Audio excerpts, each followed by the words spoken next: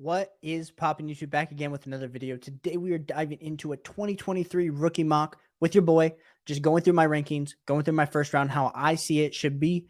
Now, if you wouldn't mind, hit a sub, hit a like, help support the channel. We released a few different videos the other few days, so make sure you check those out as well. And let us get started with this. Waste no time. 101 Bijan Robinson. You don't need to think about it. Don't do a double take. Just select Bijan Robinson 101 if you have the 101 pick. Now, I will say this. There are a select few teams that should be drafting Bijan Robinson. I would say 70% of teams that have the 101 are probably not in the position to draft Bijan Robinson and just be able to ride out the value of Bijan Robinson. Now, there are a few different suggestions that I do have for you. Number one, you take Bijan Robinson because you know he's the best player available, and you wait until week 1 or week 2 for him to absolutely take off. And then you sell him for even more of a premium if you cannot get the value that he currently has right now. I think the thing that we need to kind of put into perspective too is the fact that if something happens to Bijan Robinson in season, which someone will argue that idea is a terrible idea, Caleb, you shouldn't do that.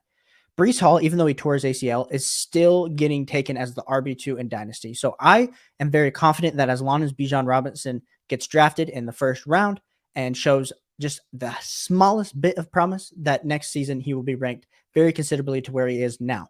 Now, like I said, so you're either trading him midseason or you're trading him before the draft for Achane's ransom. If you can't do either of those, I'm just trying to trade back. Trying to trade back a few spots, be able to draft one of these. We'll see who these next few players are for me, but preferably it could be that can help accelerate this rebuild and or even getting draft capital for 2024. My 102 is going to be CJ Stroud. Now, I'm just going to do this next tier for me. So 102 is CJ Stroud, 103 is Anthony Richardson, and 104 is going to be Bryce Young. Now, for me, CJ Stroud is the best quarterback in this class. I'm an Ohio State fan. I'm a little bit biased, but I think the thing that CJ Stroud has, he's mobile enough. He's super accurate, and he's probably going to get drafted. And he is going to get drafted at the 102 or the 101, probably to the 101 to the Carolina Panthers. And I know a lot of people are like, oh, there's not enough weapons. Like, there's still a lot of things that the Carolina Panthers are going to be able to do. And I'm not really that concerned with CJ Stroud. Like, yes, he was throwing to amazing quality receivers at Ohio State, but I would argue that the receivers benefited a lot from CJ Stroud more than the fact that maybe CJ Stroud was benefiting from them. If you watched his ball placement, his elite deep ball, he has enough arm strength, guys. Let's not talk about that. Like, I know a lot of people are like, oh, we can't throw with like Anthony Richardson. Well, that's why I have Anthony Richardson as my QB2, my 103. The dude has the highest upside in the draft. Best athlete we maybe have ever seen at quarterback, which is crazy to say because we just literally saw Cam Newton.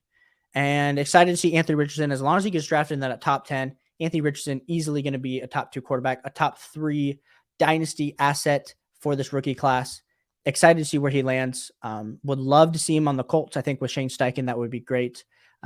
Maybe he has to sit a year. Maybe he doesn't develop as fast as CJ Stroud or even Bryce Young, but the upside is going to be enormous. And so I'm taking that shot at the 103. Bryce Young at the 104. We can't discount what he did playing for Alabama, playing against SEC top tier NFL competition. Now we are worried about the size. He's an outlier, and that is why I have him behind these other 2 guys. I think the prospect profiles are a little bit more clear with those guys to be able to say, hey, we think those guys can be really good. Bryce Young, we think can be really good because we've seen it, but we haven't necessarily seen a 5'10" quarterback just be able to demolish in the NFL. I know we saw Kyler Murray do it. We are worried about his weight because he probably did drink a ton of water before the NFL Combine to weigh in. But Bryce Young, he's a gamer. The NFL is making it a lot more easy for quarterbacks not to take hits. So Bryce Young, 104, don't overthink it at all. My 105, I think this is where we get into a little bit of a sub-tier of himself. We're going with Jackson Smith and Jigba. Jackson Smith and Jigba, JSN, we need to remember, put up that crazy Rose Bowl game. Everyone was hyping him up, comparing him to Jamar Chase, and then what ended up happening? He ended up getting injured and dealing with a hamstring injury all last offseason. It's hard for me to picture JSN not as a Amon-Ra St. Brown. Can he just be Amon-Ra St. Brown? Because Amon-Ra St. Brown is getting drafted in the 2nd round of startups this year, where JSN is going in the 4th. Now, I know some people are already saying JSN is already overvalued, but I have to believe that JSN, based on everything we saw in college, even though he was playing with Chris Olave and Garrett Wilson, they even said he was the better receiver. And as someone that has been following the Buckeyes for quite a long time, the prospect profile, the way that he came in as a 5-star recruit, JSN is the real deal. And I'm drafting him as my wide receiver 1 all day long this year at the 105. The 106 gets a little bit, it's kind of a toss up to me between Jahmyr Gibbs and Will Levis, but I will be taking Jahmyr Gibbs at the 106. Now, this could definitely change after the NFL draft. The thing that we have to remember is these running backs are very much so dependent on the draft capital and the landing spot. If Jahmyr Gibbs gets early second round draft capital, top 50 picks, we're going to be really in on Jahmyr Gibbs just based on his speed. I know he didn't weigh in over 200 pounds. Everyone's all concerned about that. He weighed in at 199. Okay, cool. Maybe he's not a 3-down back. I can't tell you how many 3-down backs there currently are in the NFL right now. Maybe Bijan, Breece Hall. Is there any more? Travis Etienne. There's like 5. But then even they get pulled off the field when we think they're a workhorse when they're really not. So as long as this man can get 10, 12 touches a game, which if he's drafted in the first 2 rounds, that's going to be the goal and the plan. We're all in on Jahmyr Gibbs. He really saved the Alabama offense this last offseason or this last season in college football from just being terrible. So Jahmyr Gibbs at the 106. Don't overthink it. At the 107, we're going to be taking Will Levis. I feel like I've shown a lot of love to Will Levis. I feel like I tell a lot of people that I would take Will Levis over like Jahmyr Gibbs and JSN. And maybe that's the proper dynasty strategy because these quarterbacks, we can't really predict. Like I can say I like Bryce Young and Anthony Richardson more than Will Levis, but like we look back on a few years where Tua, a lot of the dynasty community was loving Tua more than Justin Herbert. And we see how that has played out. We really can't evaluate these quarterbacks. And to be completely fair, I think the NFL does a very good job. They invest millions of dollars and they don't even get it right. So how can someone like me who's literally recording in his bedroom get this prediction right? I don't know. But if you have an elite first round draft pick at quarterback and you're able to get him at the 107 in this draft, you have to feel really good about yourself. So the 107 is kind of where, like, if I'm behind this right now, I'm trying to trade everything I can to get up into that 107 range.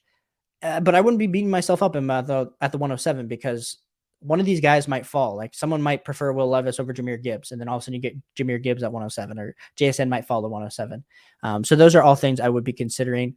But yeah, once we get to this 108, it gets a bit murkier. But I'm taking Quentin Johnston. Quentin Johnston coming from TCU, where we haven't seen a great TCU receiver, and I'm not one to then put the bias on Quentin Johnston. Still 6'3", still 208 pounds. A lot of people are going to call out his body catching, worried about that. Quentin Johnston is probably going to be at least the first or second wide receiver off the board. And yes, maybe he's not I think people were putting him in like a Drake London category. Maybe he's not that level type of prospect, but he's still a very good prospect to be getting at the 108. So I am very much so in on Quentin Johnston at the 108. At the 109, we're going to be taking Zach Charbonnet. Zach Charbonnet impressed me at the combine, his vision, and just his overall size. I think he profiles as a top 12 dynasty running back. And those are the type of shots that we're looking to take, especially in these later half. You've already been in the playoffs, you're a playoff team, and or if you trade for the pick. And I think Zach Charbonnet will definitely get some run. And that's all we can ask for. That's all we really can ask for. Zach Charbonnet at the 109. My 110 is going to be Jordan Addison. Weighed in terribly at the combine. Just the drills just didn't look great. But we cannot forget that he was a Biletnikoff winner, even though he had Kenny Pickett and Caleb Williams throwing the ball. He still is an elite separator, runs really pristine routes, and you're getting a massive discount at the 110. Yes, if you prefer Jordan Addison over Quentin Johnston, I wouldn't hate you. I think that's a very close argument to be made, but at the 110, Jordan Addison at the 110. My 111, this is where things get interesting. Because like I said, we don't know draft capital. We don't know landing spots at all. I will just say this. I am not drafting a tight end in the first round this year. There's literally like 4 that I'm super interested in. Get all those in the second round. Don't be overdrafting them in the first round. And I'm just going to go with Zay Flowers. He's going to go in the first round. Going to hopefully, most likely, I said he is going, but most likely going in the first round. And if he gets first round draft capital, Zay Flowers in the first round of your dynasty rookie drafts has to happen. Quality receiver from Boston College. He'll be probably landing in a pretty good landing spot because he's going to be drafted in the back end of the first round.